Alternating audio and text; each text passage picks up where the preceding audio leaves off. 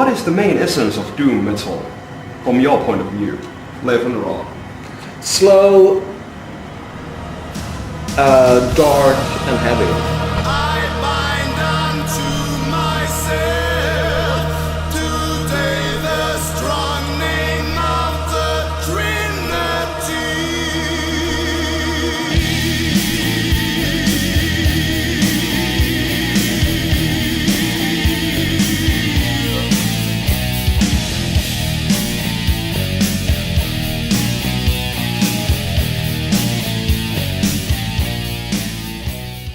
During the mid-'80s, there were a few other bands that were starting to pick up on this doom trend and started to bring it back in the mid-'80s. We got Pentagram, we got St. Vitus, and of course today's band, the pioneers of epic doom metal, which is like the power metal and doom metal that has this epic atmosphere that's not overproduced. Maybe there's a little bit of keyboards, but it sounds very gothic. We're of course about Candlemass. The band is pretty much solely driven by their bass player, Leif Edeling, that appears on every album. He's, I believe, the principal songwriter as well.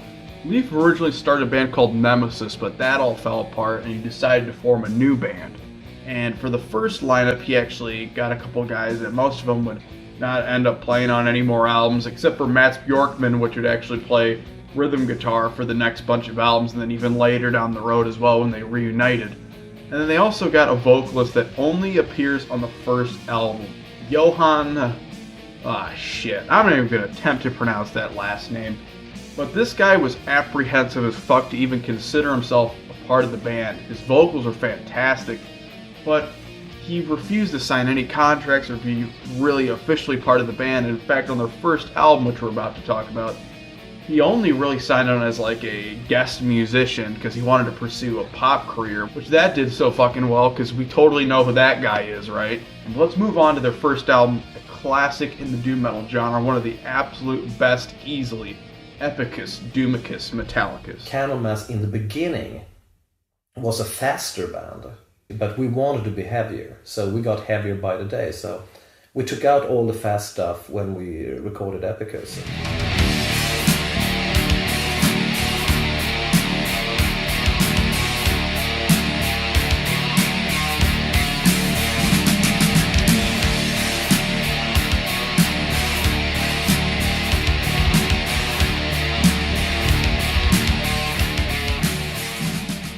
Although this album has a very dumb name, it delivers exactly what it says. Epic doom metal. But of course, Epicus, Doomicus, Metallicus, whatever the fuck. What's funny is they didn't even rehearse this material with Johan. He basically just came to the studio, heard what they recorded, saw the lyrics, and bullshitted his way through it. Which seems weird because a lot of these songs it feels perfectly woven, the vocals and melodies and shit, but damn, that's some good fucking improv there, Johan. This album is equipped with some of their all-time classics, Solitude, which blows away Black Sabbath's Solitude. I love that song, but this one, way better. Then you have Demon's Gate, and the fucking anthemic, catchy, dark, epic, depressing, fucking evil Crystal Ball. Oceans and dreams you can see in the crystal ball. The crystal ball.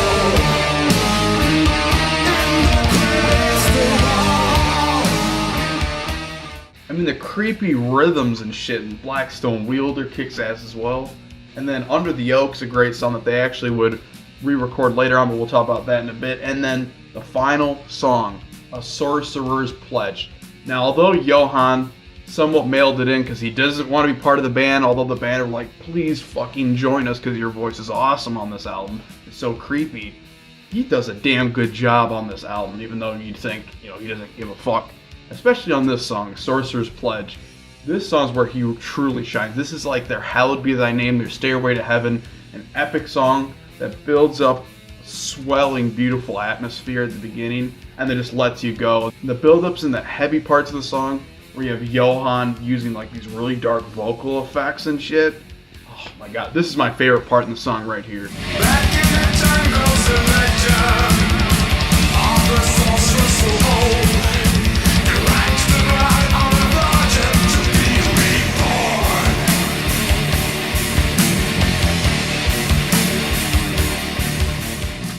But Johann decided to make the worst decision of a lifetime, and instead they got in a guy that was arguably fucking better. A guy that you either hate his voice or love his voice. First time I heard it, I was blown clean the fuck away, because this man is an opera singer. Although he might be the pudgiest fuck you've ever seen, Messiah Marcolin?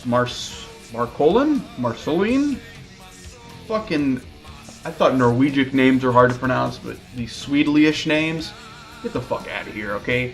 But this fat boy, he brings in this insane energy that his body is burning all this fucking fat and all that energy and nutrients and fat particles and glucose and all that shit just fucking swells up in his vocal cords. I put on my jacket and I took out the Big Mac from my inner jacket. He said, where did that come from? And I said, oh well, I always have one handy.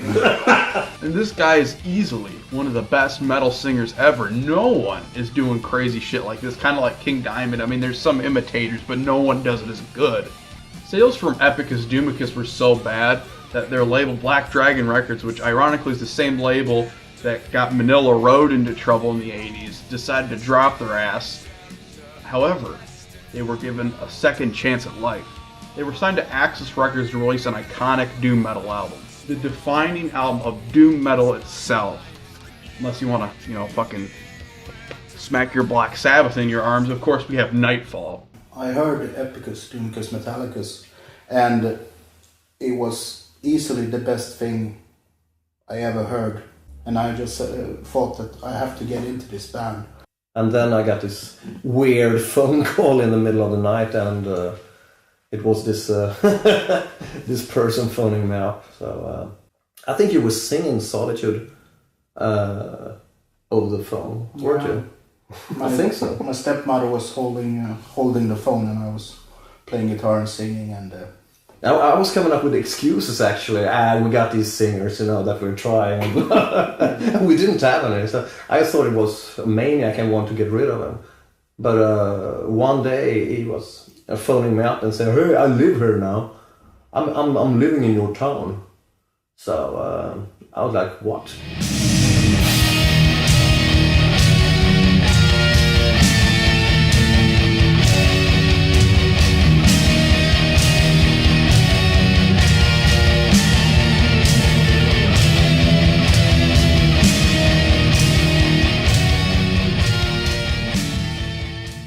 So we thought that why can't we make this album sound really good? So we remixed it and we remixed it and we remixed it again, and it didn't come out any good at all. So we found Lindfors in Stockholm Recordings. Dr. Lindfors. Yes. Pew.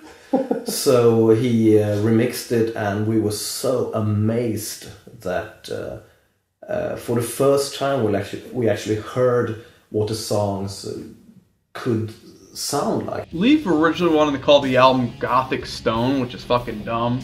Instead they went with Nightfall, which is way better.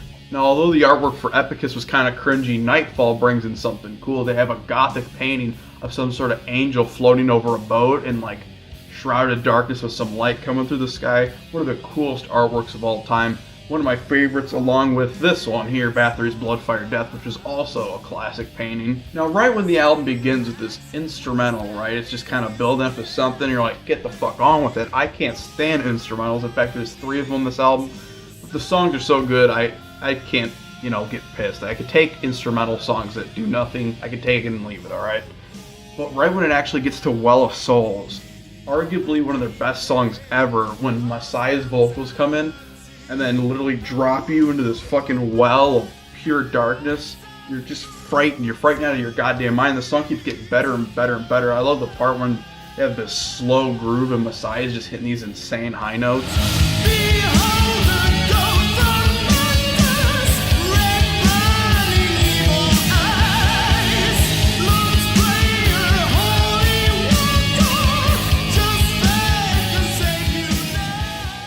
What's interesting is the song Samaritan, which is one of my favorite songs in here, which is about good Samaritans giving poor people some money. Very, very odd subject matter here, but it was actually a rejected idea for the last album. Thank God they brought it back for this one.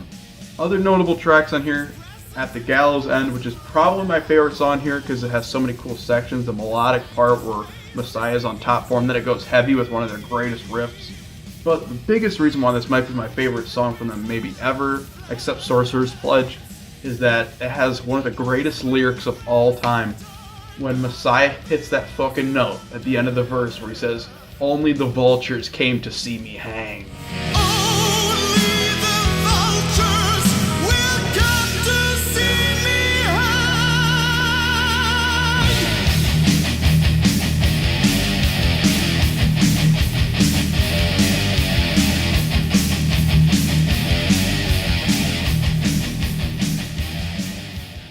There's a couple other really underrated ones on here. Mourner's Lament, which sounds a lot like Under the Oak, but I think probably better, more catchy. And then Dark Are the Veils of Death. It's probably the most underrated song on here. It has a ton of more upbeat, catchy, badass, kind of thrashy riffs on here. It's kind of like the epic song in here along with Well of Souls. However, the most notable song has to be Bewitched. Although it's not my favorite, of course it had the classic music video, the classic low-budget, shitty, hilarious music video, which is comparable with the likes of, say, I don't know, fucking Call the Winter Moon. I mean, god damn. You are bewitched.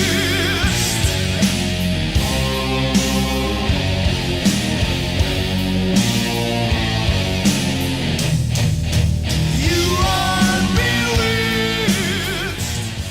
Hot off the heels of the classic Nightfall, they decided to put out another heavy fucking hitter, Ancient Dreams. Who actually has got the biggest dick in Candlemass? I didn't show it to anyone. What do you want with it? Tell us about it. It smells good. Your dick smells good. My dick smells good.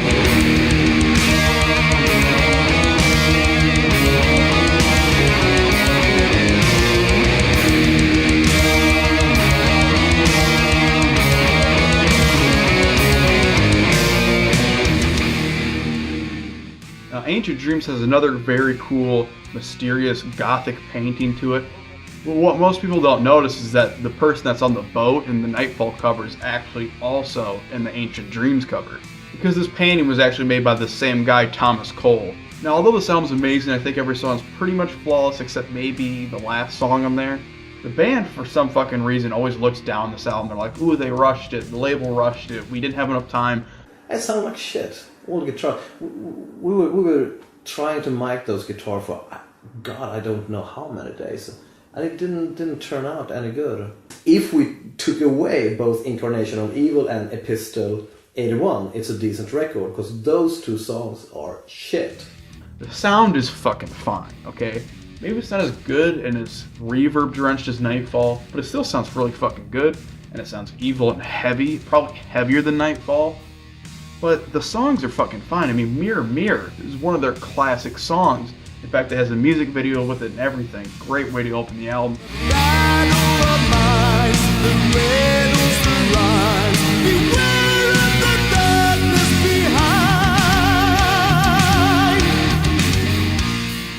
Cry from the Crypt is great. Bear of Pain, Bells of Acreon. Fucking fantastic. And then you have some creepy shit on here, like Darkness of Paradise and Incarnation of Evil with, god damn, Messiah's vocals on this are fucking creepy.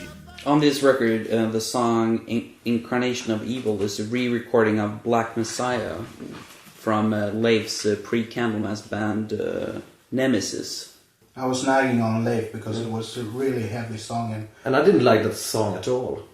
I love slow, heavy stuff. And, We know. and it was my favorite song from the Nemesis album, so I was begging, please, can we do that one?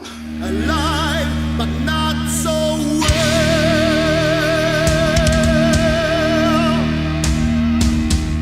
And the devil raised his hand and sent them down to hell.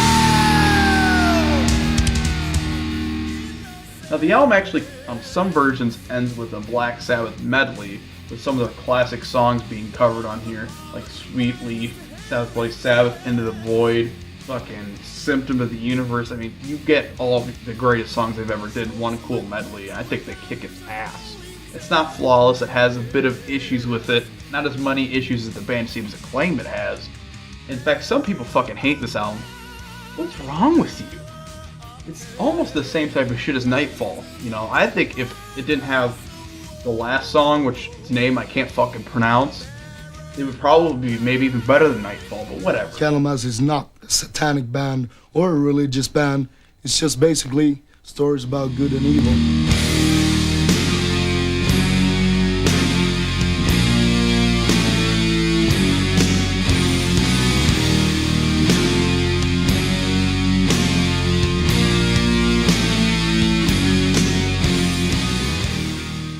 Now at this point they have a pretty much consistent lineup. Ever since Nightfall, you've had Lars Johansson on lead guitar, you've had Mats Bjorkman on rhythm guitar, obviously Leif on bass, you have Messiah on vocals, you have Jan on drums, and this lineup would last for a while even after Messiah had left.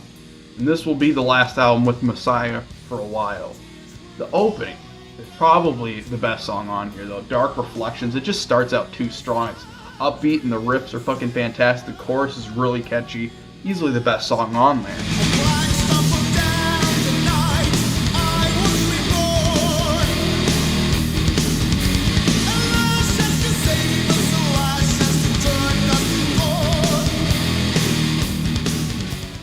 Well, what's weird is you have a lot of these like talking interludes of shit going on. I don't know what the fuck. Is it supposed to be some sort of like concept album or something?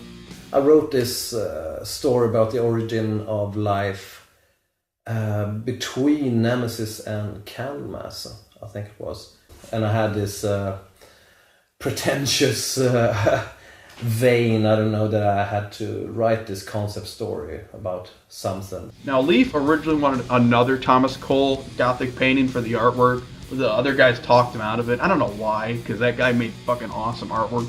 This artwork's cool, but not nearly as cool as the last two. Under the Oak, re-recording. Why? Under the Oak was the only one we kept from my Tales of Creation demo. That's the only track that the other guys thought was any good. So Under the Oak came on Epicus. And everybody's been asking me about the Tales of Creation concept demos and everything for years. So I thought, why not do the entire thing? Then you have some really cool ones on here. The incredibly depressing Tears with Messiah doing fantastic vocals. Tale of Creation, the title track, amazing song. And then a really cool one on here is where the band members other than Messiah go apeshit on an instrumental song. Into the Unfathomed Tower, I mean, god damn, Lars goes fucking crazy on the guitar. And it's nice to hear something a little bit different.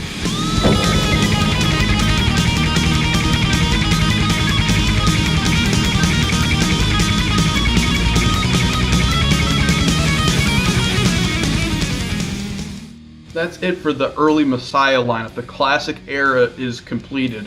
So is there anything worth listening to after this point? Fuck yes. In fact, I will say every Candlemass album is good. So they get a new singer, Thomas Vickerstone, a guy that sounds much like a power metal vocalist, but not like a cringy one. I'd say like in the vein of a good power metal vocalist that Yngwie Malmsteen would hire, and he knows some good fucking vocalists. And they decided to change the sound up a little bit. Not only did they do an epic doom, but they were bringing up the tempos a little bit. In fact, what's funny is Messiah went on to form his own band around this time called Memento Mori, which are really good as well. And they were making material that sounded very similar to this style, and I like this style a lot. It's one of the most underrated ones because everyone says it's shit, clearly because they never heard of it, because this album is nothing offensive. In fact, it is fucking fantastic. Hi there, I'm Leif Elling, the bass player from Candlemass, and this is the new singer. And I'm Thomas. We play really heavy music, and we got a new album coming out pretty soon. It's going to be called Chapter 6, and it will be out in April sometime, so watch out for it.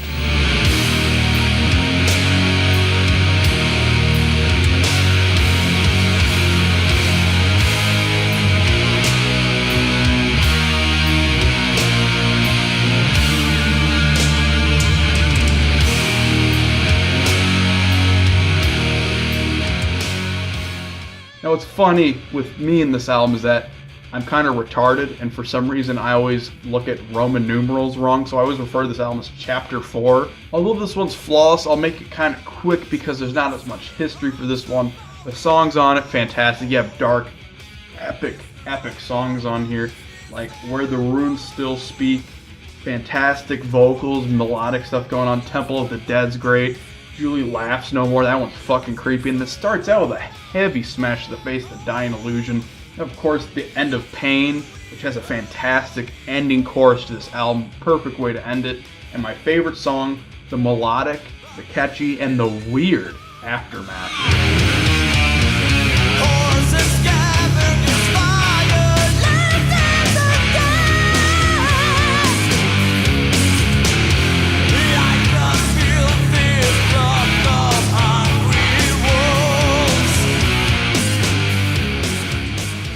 What's sad though is although this album is fucking fantastic, went on deaf ears, the sales were extremely low because of the loss of Messiah.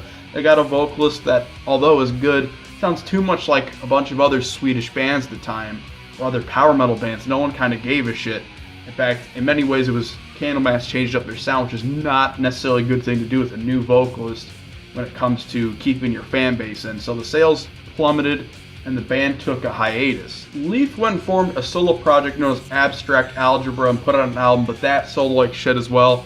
And like record labels always do, he wants to release another Abstract Algebra album. And instead of that happening, they said, fuck no, you're making it Candlemass. So they slap on a remake of the Epicus Doomicus album cover on there, and they release this album as the next Candlemass album.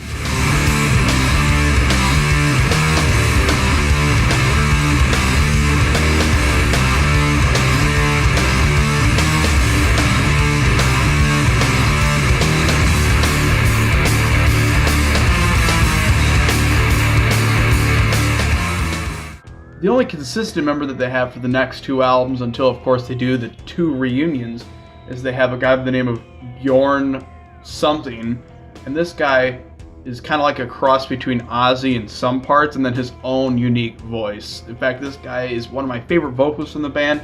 This album also additionally has the guitarist from Arch Enemy and Carcass, Michael Amott. What's funny is although this album that has a completely fucking unpronounceable name used to be my least favorite album from the band, it is now one of my absolute favorites, and each listen gets better and better. I think it currently is my third favorite or something.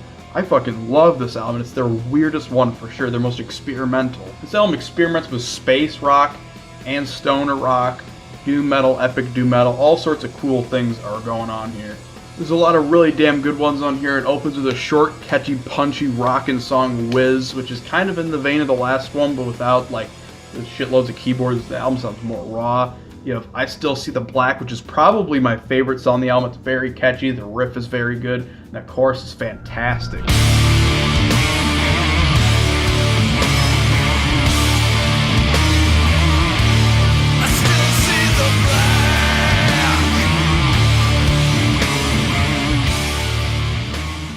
Then you have some weird ones on here. Dust Flow, which is like a spiraling epic song. You have Carthago, Abstract Sun, which is the absolute weirdest fucking song on here. At first I hated it. This is the song that really, really grew on me. The riffs and everything are so jarring in a way, but they're really fucking creepy and doomy. And then you have other weird songs on here. Most notably, probably my favorite of the last three songs in here, which are the weirdest, Apathy, which is nothing but some drum tapping on the rims of fucking drums and shit like that, and bass and vocals, and it is fucking creepy. I keep using the word creepy too much. Sinister, it's fucking sinister.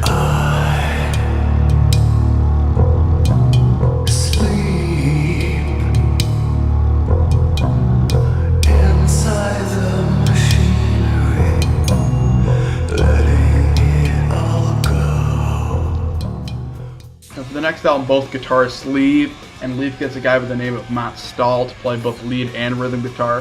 It has more of a raw sound to it. In fact, this is probably the closest they ever get to Black Sabbath, but at the same time, they have a bit of industrial elements in here too. It is one of their creepiest, most sinister. Okay, it's a fucking dark album, okay?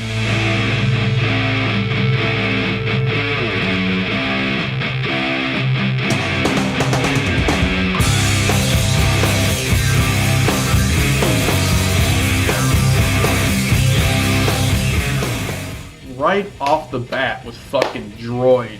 The vocals are painful and fucking just right at you. Bjorn's singing a lot different than he did on Dactylis. On this one, he sounds very, almost whiny in a good way. I don't know how to necessarily say that, because usually whiny is synonymous with fucking terrible and shit like that. But it sounds very painful and works with this. And there's two songs in here that kind of have the same dark, I'd say it sounds like Remember Tomorrow by Iron Maiden. It has slow, dark moments with atmosphere and quiet singing. It's very melodic, and that gets heavy. We have Tot and Galatia, and both of them are almost like the same song. I prefer Tot though. In the soft sections, the vocals from Bjorn are fucking great. Dark night water, still warm shrouds. Doomsday warning from men in the clouds. What's interesting though is some of the songs on here, most notably two of them on here, Bjorn starts to sing a lot like Ozzy, so not only is there this like raw Black Sabbath kind of sounding thing going on, but the vocals also kind of sound like Black Sabbath, most notably on Cyclo F. It's not looking good. Spirit slow, yes, life is shit. Thought you understood. And one thing I've always wanted to know, question to you Candlemass fans out there, what the fuck is that album cover? Seriously, what the hell is going on there? But anyways, as usual, when a band member pretty much gets a bunch of members that aren't that classic to the band, everyone's going to call these two albums the not Candlemass era of the band. In fact, some people even said Chapter 6 is not Candlemass, just like how people say fucking awesome stuff from the Tony Martin era is not Black Sabbath. Get the fuck over it. It's fantastic. It's still in the realm of Candlemass. But because of that whole backlash, Leaf decided to try to reunite the classic lineup. Not the first lineup, but the classic one. The Nightfall era lineup. The classic 3 with Messiah. However, that shit imploded. We started the whole reunion thing to promote our old albums, which were remastered. And we did that, and we did a lot of shows. At the same time, we started emailing each other about, all kinds of stuff. And in this band, everybody has different opinions about everything. And discussing over email was not a good idea. It broke up the band, And so we started, after the reunion shows, to talk about a new album through email, and it just exploded. We couldn't agree on anything, on a cover or anything, the logo, nothing, So we just said, hey, we had these great reunion shows, let's just keep the band, let people remember us as a great live band who did great albums in the past, and leave it at that. So we did that, we split up the band. Then Leaf decided to go fuck off in a band called Crux with Mats Levin, who was the singer of Abstract Algebra, would later become the singer for Candlemass, also sang in Yngwie Malmsteen. In fact, I think Mats was asked to join the, quote, non-Candlemass era, but couldn't because he was already with Yngwie, which that lasted only for one album. Then they reunited again with the classic lineup. And then 3 months later or something, our rhythm guitarist Mats Mappy Björkman got married. And we were all there in the wedding, in our suits and stuff. There was a band there playing, and we said, we should go up and play a couple of songs for old time's sake. So we did, and everybody noticed that there is no bad vibe. There is no, I don't like you, you don't like me, never has been in this band. It was just all these question marks that we had to solve, like cover, economics, sharing money, all this kind of stuff. And so also Leif, who writes all the songs for Candlemass and the lyrics, he had been writing new songs when the band was split up. And Mappy had heard some, and they were talking about together maybe, starting a new band, or maybe even calling it Candlemass and getting another singer. And I said, oh, not again, they've done this before and it didn't work. And the old fans have, been waiting such a long time to have a new album with the original lineup. So I said, I really have to sing on this new Candlemass album, if it's a Candlemass album, and I really want to. And we must do anything we can to, all the compromises we can to be able to make this. I always had the wrong attitude in the past. It was always my way or the highway. If I didn't like something, I just said no, and we couldn't do it. And it doesn't really work well in a band. Only took me 20 years to realize that. So, so now for this album, we sat down, we talked to each other, and I said, I want to have my image on stage, the monk clothes, and I want the old logo. Leif said, I want a new cover that's fresh, that doesn't look like the things we've done in the past. I want different pictures for the album. So we sorted out all the stuff, I said, I want everybody in this band, to make the same amount of money, whatever we do, stuff like this. So we sorted a lot of stuff out. This time they actually put their fucking differences aside and recorded an album. A self-titled album. A damn good one. My name is Messiah Collin. I'm the lead vocalist for Candlemass. And we just released the best album in the world.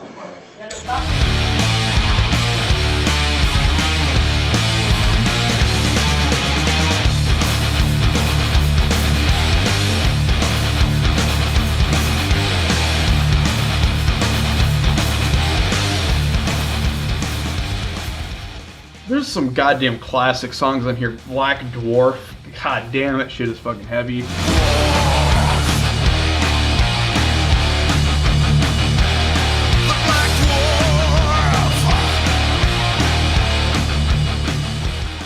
However, I must say the best songs on here are in the later half. The Day and the Night.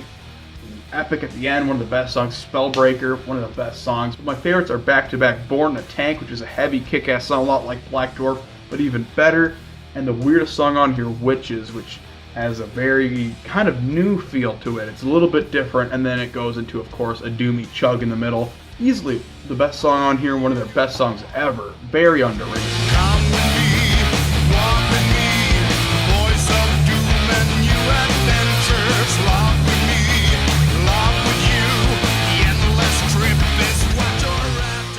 But once again, fucking issues with the lineup. But it's only one member this time, because from this point on, with Candlemass, it's pretty much the same lineup minus a different singer now.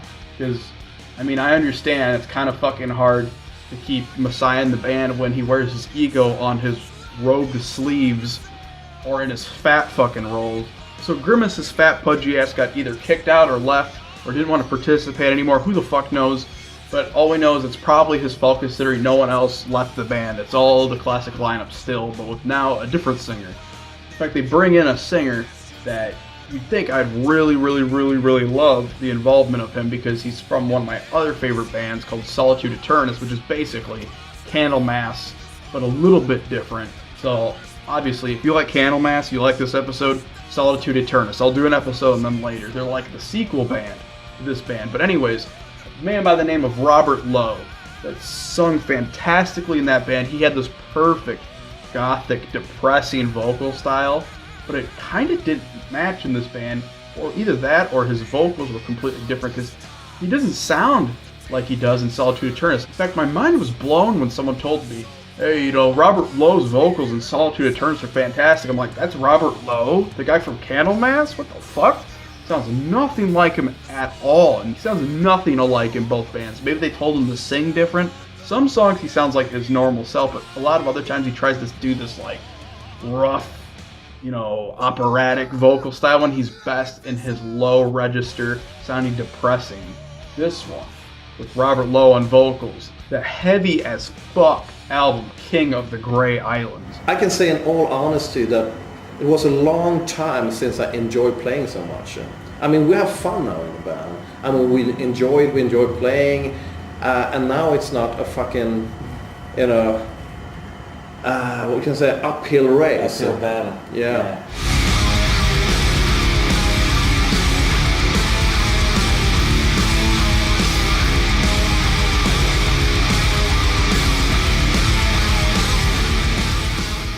So Messiah left the band during the early stages of making this album.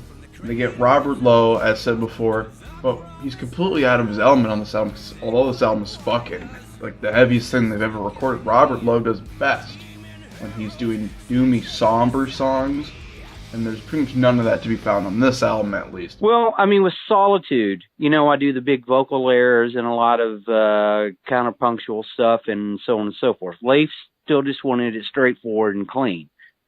So, You know, that because he was always afraid that it would sound like Solitude. It's like, well, it's not going to fucking sound like Solitude. This is Candlemass, man. I'm going to still do the same goddamn thing.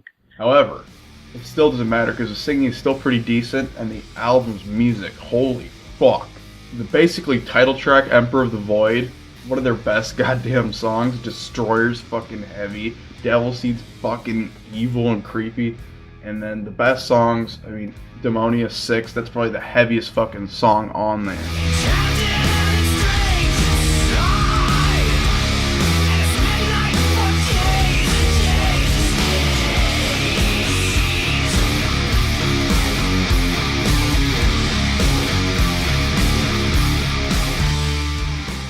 Then you have a great epic on there, Embracing the Sticks, really catchy. I think the best song though, and the most catchy, has to be Clear Sight. It's almost like the crystal ball of the modern age, how damn catchy it is. Clear sight, fear flight, the tears light. Clear sight, sheer night, clear blight. Now before they put out another album with Rob Lowe, they would actually have a reunion with the very first singer, Johan, you know, the guy that wanted to do some fucking pop career. And they were reunited a couple times as well, later down the road. But let's move on to the next album, Death Magic Doom.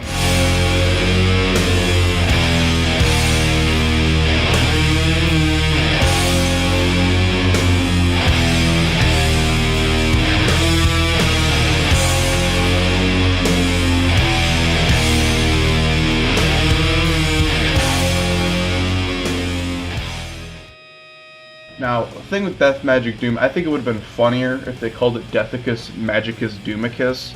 I don't know. Anyways, it was originally supposed to be titled Hammer of Doom, which is a way better title. That's a great song, and the album starts out very, very strong with songs such as Hammer of Doom, which is probably the best song on there.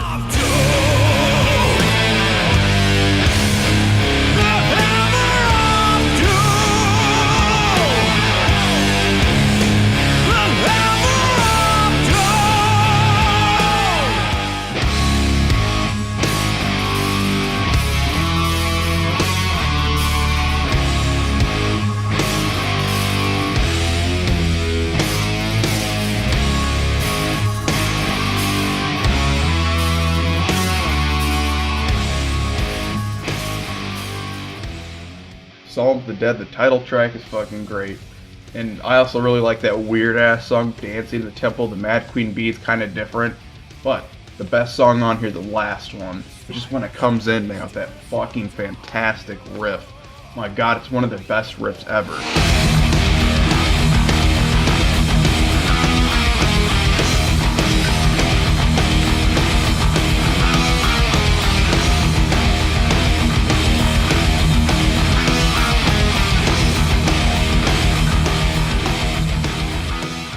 Now at this point there was some weird stuff going on within the Candlemass camp.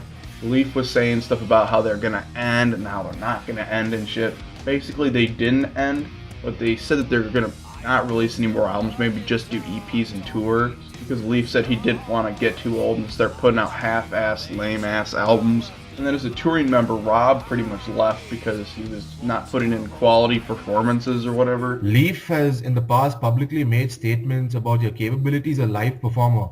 While he's praised your talents as a vocalist, he said that you had to read out of a notebook for the lyrics. So could you comment from your perspective about all that? Well, yeah. I mean, you know, everybody reads the Bible. I do the same thing. I have my Bible, and there you go. And they got the guy from Abstract Algebra and Yngwie Malmsteen, Matt Levin. Not a fan. He does not fit with the band at all. First time I've ever said that, like, to the extent where it does just straight up doesn't sound good. I mean, even Rob Lowe still sounded good. And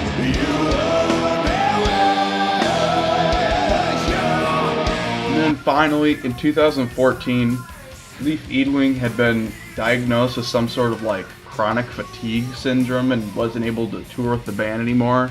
But knowing Candlemass, they'll probably continue to tour or make an album or some fucking crazy shit because they never can make up their goddamn minds.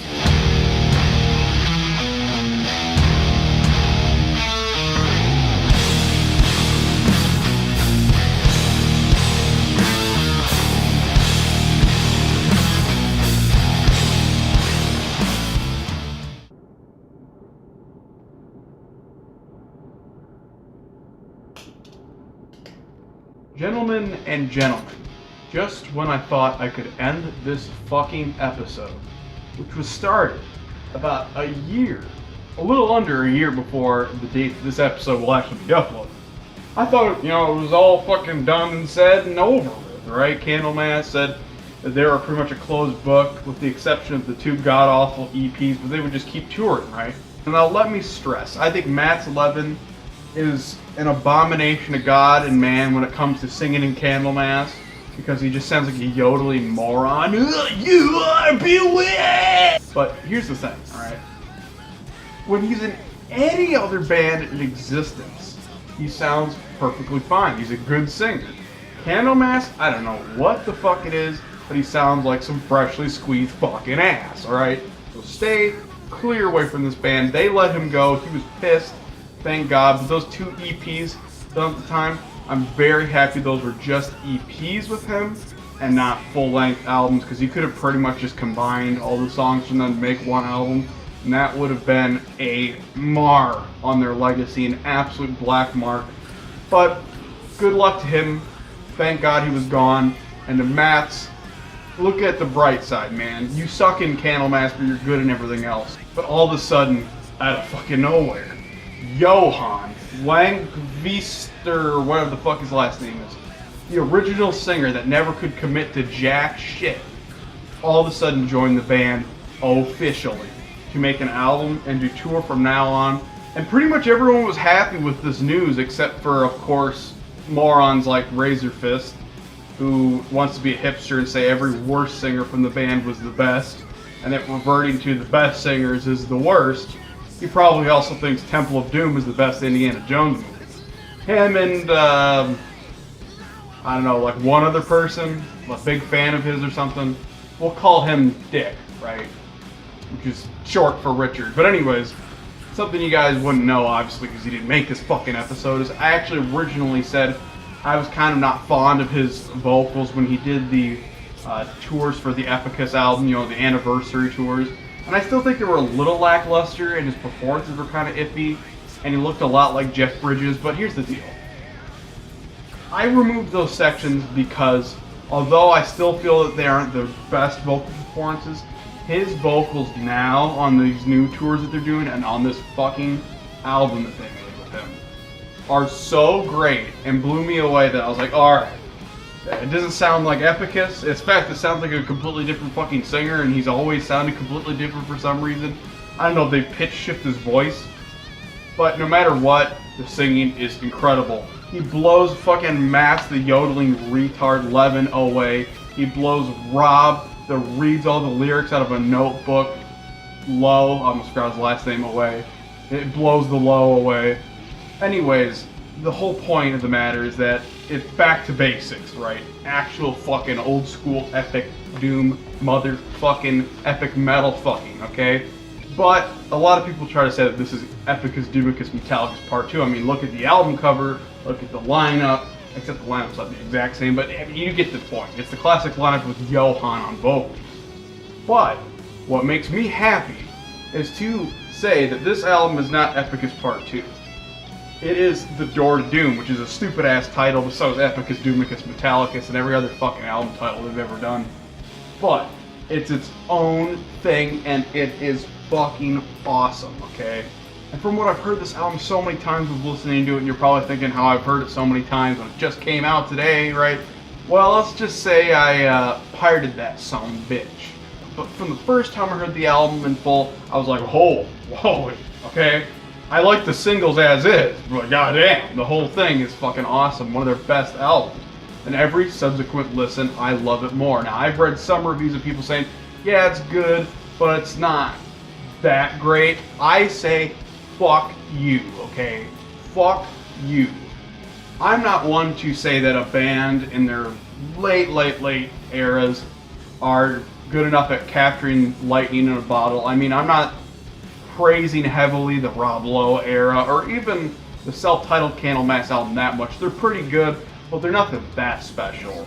But if you look at this album as maybe a release in the 80s, even right after Epicus, or right after maybe Ancient Dreams or something, this is still one of their best fucking albums. And I say, And that light, I think, is maybe the third best album. I would say almost as good as, or maybe even better than Ancient Dreams. The best one since Ancient Dreams, since the 80s, early 90s for sure. And speaking of returns, Leif, whose name I've retardedly mispronounced this whole episode, blow me. Anyways, Leif has disappeared into the void, and out has come Lars Ulrich, who joined as the bass player once again, overcoming his disease of laziness or whatever.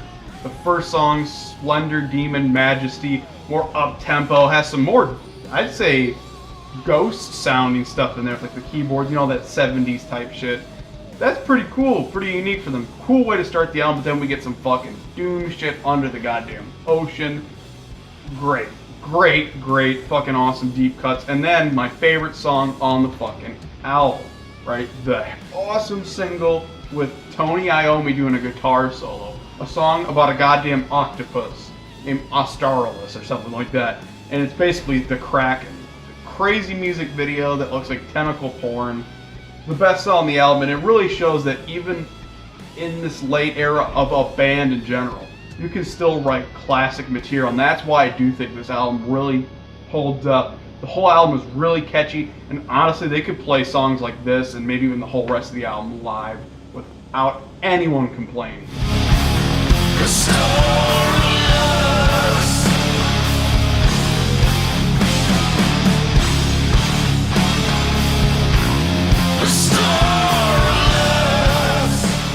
Black Trinity's great, and then Omega Circle, which is the last song, which is the first song we all heard, blew me away.